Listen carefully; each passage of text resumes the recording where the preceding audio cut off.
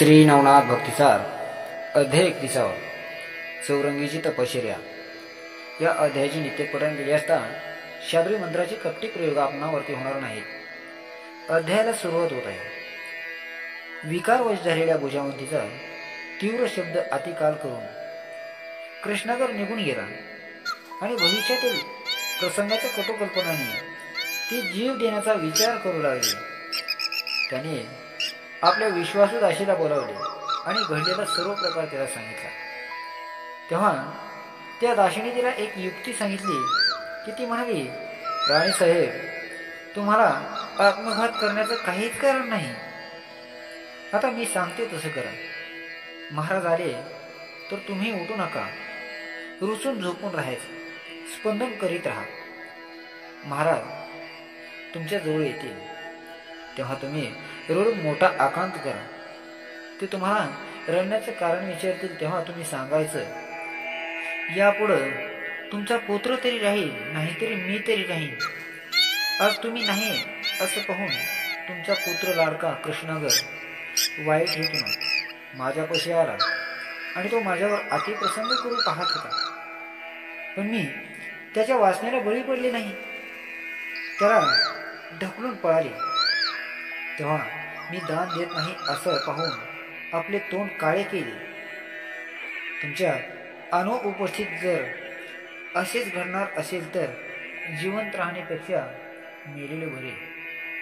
ते ऐकून संतापलेला राजा कसलाच विचारही न करता कृष्णागराला जीवे मारेन, मग तुम्ही निर्भयपणे सुखाने संसार करा। भुजावंतीला ती युक्ती पटली। तिने अन्न पाणी व स्नान टाळले आणि अंगावरील साज श्रंगार फेकून दिला आणि विन्मुख होऊन स्वर्ण मंचावर पडून राहिली। शिकार येऊन परतल्यावर शशांकरा राजा तडक भुजावंतीच्या महालात गेला। तेथे तिची व्यस्ताव्यस्त स्थिती पाहून त्यानं तिची प्रेमानं विचारपूस केली। तेव्हा ती हसून हुमसून रडू लागली। राजाने तिचे अश्रू पुसले व रडण्याचे कारण तिला विचारले। तेव्हा तिने दासीने पडविल्याप्रमाणे सर्व काही सांगितले। ते ऐकून संतापलेल्या राजाच्या डोळ्यात अंगार पडला।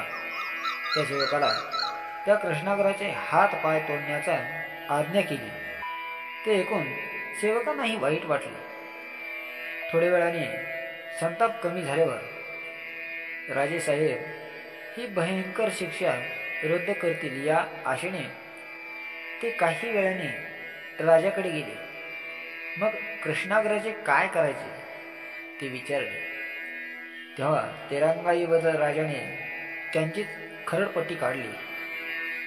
शिक्षेची अंमलबजावणी आता भर चौकात ताबडतोब करण्यास सांगितली। त्यामुळं सेवकांचाही नाईलाज झाला। त्यांनी कृष्णागराला एका चौरंगावर बांधले आणि एका चौकात आणून त्याचे हात पाय तोडून टाकले।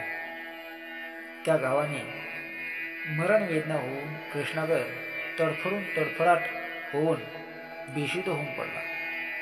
त्याचे हाल पाहून लोकांनाही वाईट दुःख झाले। हळहळ व्यक्त करीत ते सर्व राजाला दुसणे देऊ लागले। गोरक्ष व मच्छिंद्र भिक्षा मागत हिंडत असताना त्याने ते दृश्य पाहिले।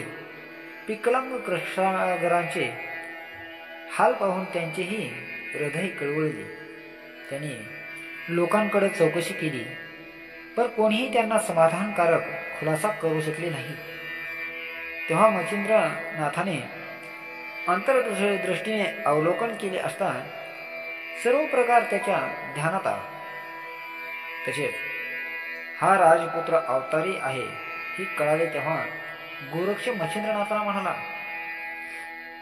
आपण या कृष्णागराला राजाकडून मागून घेऊ, याला पंत देऊन चौरंगी नाथ बनू आणि तो सर्व सामर्थ्यवान झाला की त्याच्या हस्ते अविचारी पाप व चांडाळे सावत्रावी यांना धडा शिकू। मच्छिंद्राला त्याचा सल्ला पटला मग ते दोघे राजवाड्यात गेले.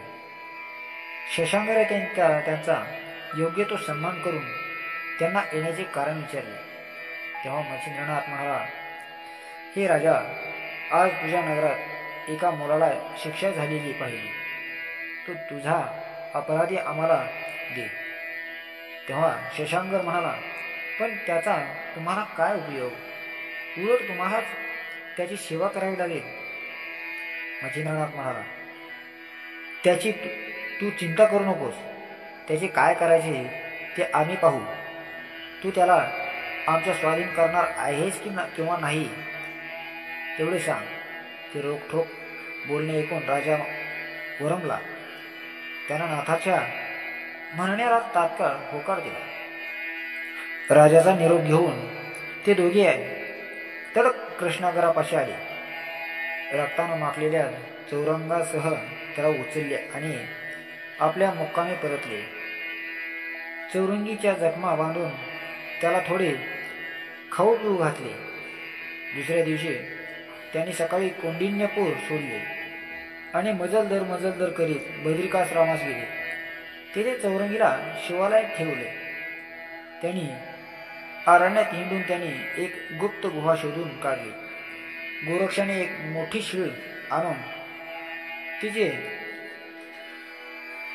गुहेवर उंचावर स्थापना केली आणि अस्त्रप्रयोगाने गुहेत अंधार केला. मग त्या दोघ जणांनी चौरंगीला गुहेत नेऊन ठेवली.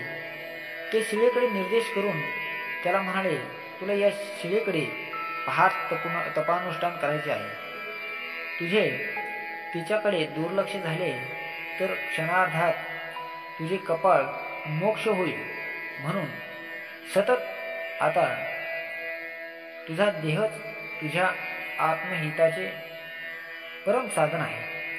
अशा प्रकारे चौरंगीला सर्व सूचना देऊन झाल्यावर गोरक्षाने त्याला मंत्रोपदेश केला. त्यानंतर काही फळे त्याच्या पुढे ठेवली आणि म्हणाला, ही फळे खाऊन राहा. दिलेल्या मंत्राचा जप कर आणि शिळेवर लक्ष ठेवून प्राण रक्षण कर. तीर्थयात्रा आटोपून आम्ही लवकरच येऊ. त्यानंतर त्यांनी गुहेच्या तोंडाशी प्रचंड दगड बसविला. एवढे झाल्यावर गोरक्षाने चामुंडेला आवाहन करून चौरंगी पुढे नित्य फळे ठेवत जा असं सांगून त्यानंतर ते गुरु शिष्य गिरनार पर्वताकडे रवाना झाले. इकडे नाथांच्या आज्ञेनुसार चामुंडा आपले कार्य करीत राहिले. चौरंगीचे त्या फळांकडे लक्ष बसे नसे. खाण्याच्या नादात दुर्लक्ष होऊन अनर्थ घडू नये म्हणून तो उपाशी पोटी तपश्चर्या करू लागला. त्यामुळे कालांतराने त्याचा देहाचा हाडांचा सांगाडा उरला. शरीर काष्टावत झाले. त्यावर वारूळ वाढले तरी तपश्चर्या चालूच राहील. याचबरोबर अध्याय 31 समाप्त होत आहे. उर्वरित कथा पुढील अध्यायात.